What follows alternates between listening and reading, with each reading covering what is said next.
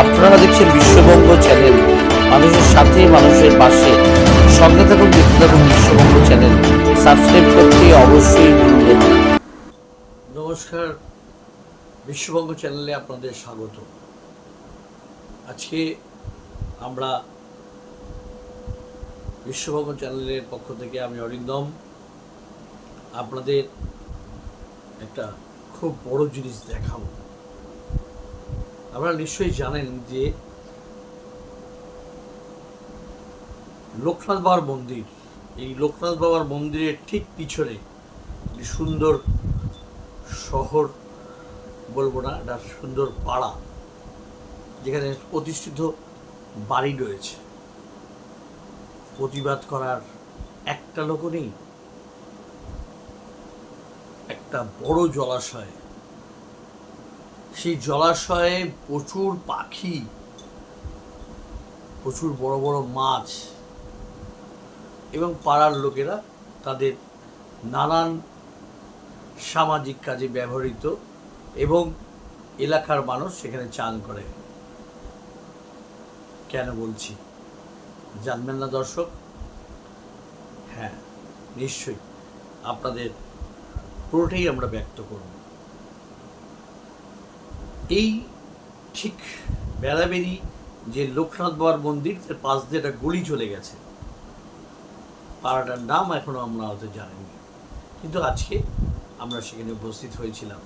আমি নিজে স্বয়ং ওখানে পৌঁছেছিলাম এবং দেখলাম কি একটা ভয়ানক অবস্থা। ভয়ানক অবস্থাটা কি দর্শক আপনারা জানতে চাইবেন? নিশ্চয়ই আপনাদের বলব, শুনুন। এই কথা বলতে চাই যে ওই এলাকার যিনি প্রধান জানেন না, ঘুমাচ্ছেন, সদস্য ঘুমাচ্ছেন, বিধায়ক ঘুমাচ্ছেন, পাড়া প্রতিবেশী ঘুমাচ্ছেন। ভয়, শাসকের ভয়, পুলিশের ভয়, যারা পুকুর ভরাট করছে সেই সব কন্ট্রাক্টরদের ভয়। প্রশ্ন আপনাদের কাছে দর্শক, ওই যে পুকুরটা থাকলে যে জলাশয় থাকবে, জলাশয় থাকলে আপনারা জানেন যে বাংলার মাননীয় মুখ্যমন্ত্রী যেখানে বলছেন যে জলাশয় বন্ধ করা যাবে না, জলাশয় বন্ধ করা যাবে না, জলাশয় বন্ধ করা যাবে না। জলাশয় যেখানে থাকবে সেখানে কোনো রকম বন্ধ করা যাবে না। শুধু ওখানে বলে নয়, নীলগঞ্জ হাটের আগে বাঁদিকে একটা গলি গেছে, সেই গলি দিয়ে ঘুরিয়েও কিছুটা দূরে যাওয়ার পরেই একটা পুকুর ছিল, সেটাও আপনাদের তুলে ধরব। সেই পুকুরটাও আজকে ভরাট হয়েছে। কীভাবে ভরাট হচ্ছে সেটাও আপনাদের দেখাবো। কারা করছে? নিশ্চয়ই কোনো প্রভাবশালী। কেউ প্রতিকার করছে না কেন? শাসকের রক্তচক্ষু আছে। শাসক কি কোনো প্রভাবশালী? প্রশ্ন থেকে যায় দর্শক আপনাদের কাছে।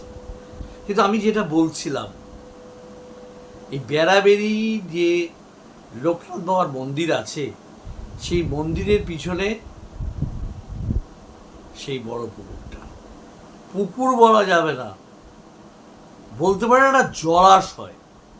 সেই জলাশয় চারিদিক থেকে আপনারা কোনো সময় ভাববেন, হয়তো যদি কোনো সময় যান দেখতে পারবেন কিনা জানি না, পুকুর থাকবে কিনা জানি না, সরজের ব্যক্তিরা পুকুর ভরাট করে দেবেন কিনা জানি না।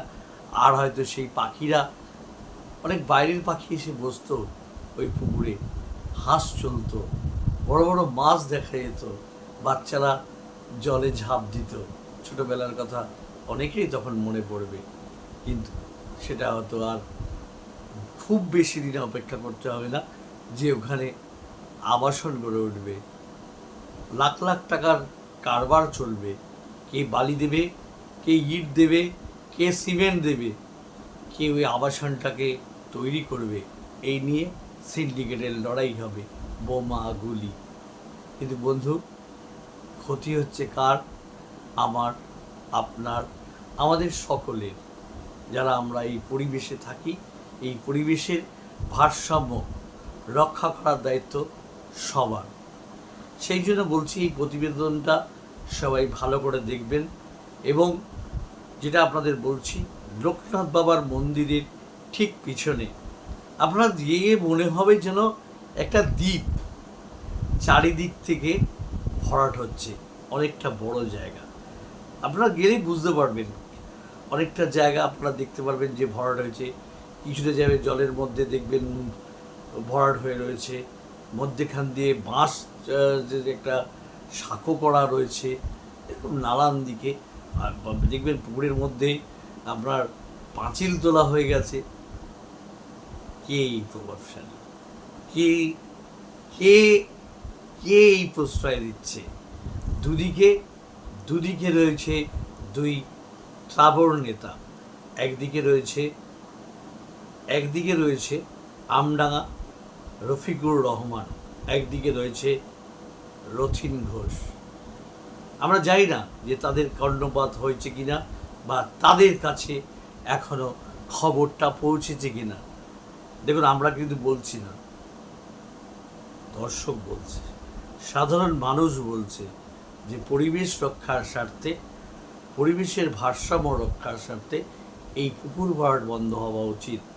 কেস দেবেন না প্লিজ। আবার আমরা আপনাদের বলছি, ঠিক লোকনাথ বাবার মন্দির বেলাবেড়িয়ার যে আছে, বড়বুড়িয়ায় যে আছে, তার ঠিক পিছনে কিছুটা গেলেই, একদম সোজা গেলেই সেই বড় জলাশয়। সেই জলাশয় কিন্তু আর কদিন পরে গেলে আপনি দেখতে পারবেন না, কারণ সেই জলাশয় ভরাট হয়ে যাচ্ছে। সেই জলাশয় আর থাকবে না, সেখানে আবাসন হবে। আবাসন, নটে একটা ফ্ল্যাট, আবাসন হবে।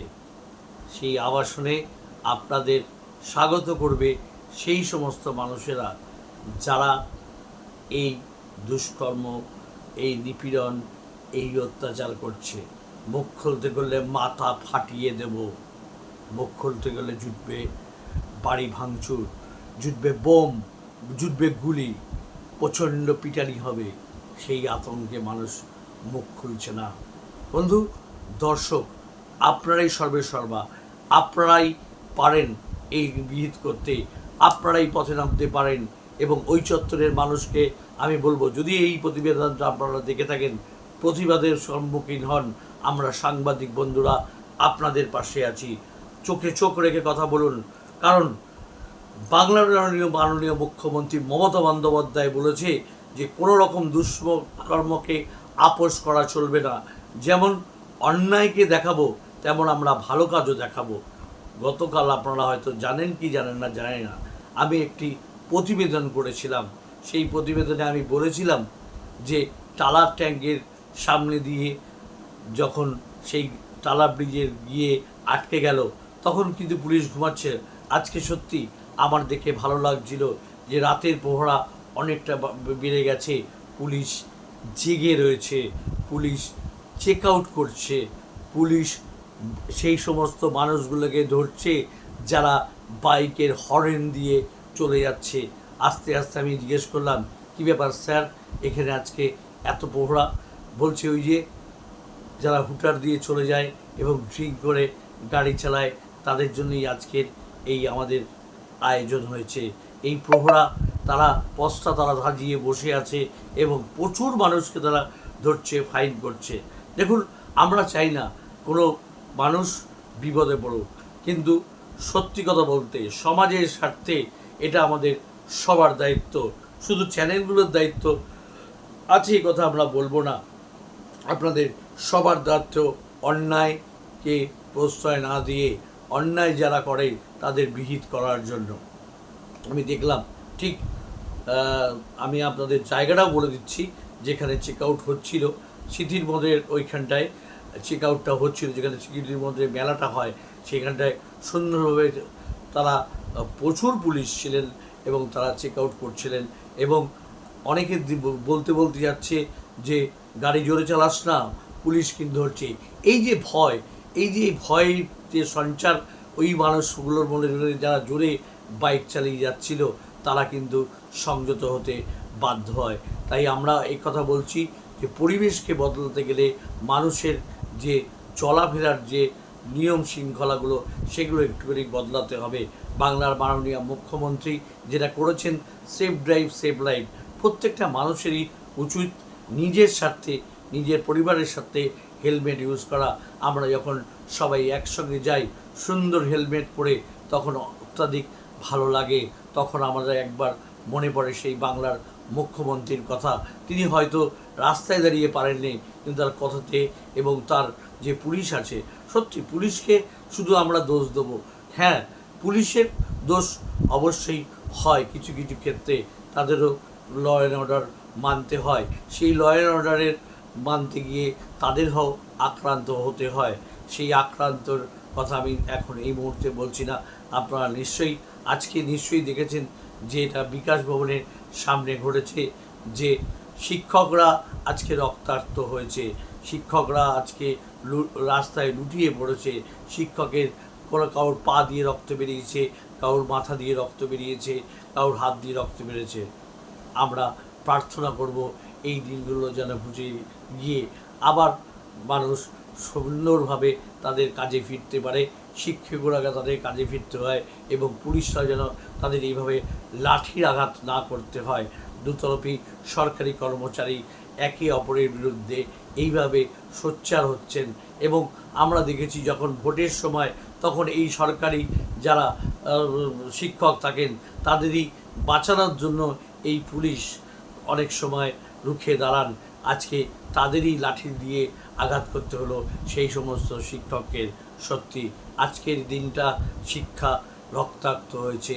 আগামী দিনে আমরা এটাই চাইব যেন শিক্ষা আর রক্তাক্ত না হয় এবং আপনারা যারা শিক্ষক বা শিক্ষিকারা আছেন তারা নিজের কাজে ফিরতে পারবেন এবং আর কখনো যেন এরকম ঘটনা না ঘটে আপনাদের সঙ্গে কথা আমি সবাইকে বলবো।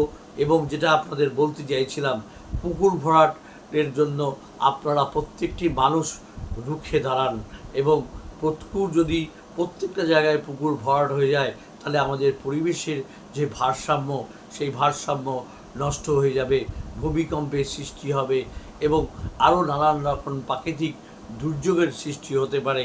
এই জন্য আমরা চাইব যে আপনারা নিশ্চয়ই পরিবেশবিদদের সঙ্গে আলোচনা করতে পারেন এবং যারা পরিবেশবিদ আছেন যদি আমার এই প্রতিবেদনটা দেখেন তাহলে নিশ্চয়ই আপনারা সোচ্চার হবেন এবং এই পুকুরটাকে ভরাট থেকে আপনারা বন্ধ করবেন। যদিও ভরাট হয়ে যায়, এখানে এরকম অনেক পুকুর ভরাট হয়ে গেছিল, কিন্তু পরিবেশবিদ এবং স্থানীয় প্রশাসনের উদ্যোগে সেই পুকুর আবার মাটি তুলিয়ে আবার পুনরায় সেই পুরনো জায়গায় ফিরিয়ে দেওয়া হয়।